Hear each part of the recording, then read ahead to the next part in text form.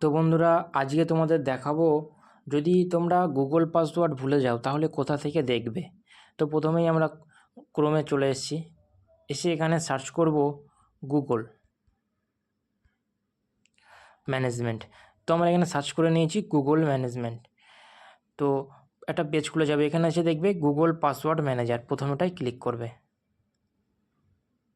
এখানে ক্লিক করার পরে অনেকটা চলে আসবে অ্যাপ। তো পুরো নিচের দিকে এসে দেখবে আছে google.com, এখানে ক্লিক করবে। এখানে ক্লিক করার পরে একটা পেজ খুলে যাবে। এখানে তোমাদের পাসওয়ার্ড যেটা দেওয়া আছে, ফিঙ্গারপ্রিন্ট বা প্যাটার্ন যেটা দেওয়া আছে, তো আমি এখানে ফিঙ্গারপ্রিন্টটা দিয়ে দিলাম। দেওয়ার পরে একটু সময় লাগবে লোডিং হওয়ার পরে এখানে খুলে যাবে একটা পেজ। তো দেখবে এখানে এই যে চোখের মতো যে আইকনটা আছে, এখানে ক্লিক করলেই তোমাদের পাসওয়ার্ডটা দেখিয়ে দেবে। এখানে আমার যেরকম দুটো ইমেল আছে, তো দুটো ইমেলেরই পাসওয়ার্ড দেওয়া আছে। এইখানে এই যে এটা আছে চোখের মতো আইকনটা, এখানে ক্লিক করলেই দেখতে পাবে, আর কপি করেও নিতে পারবে।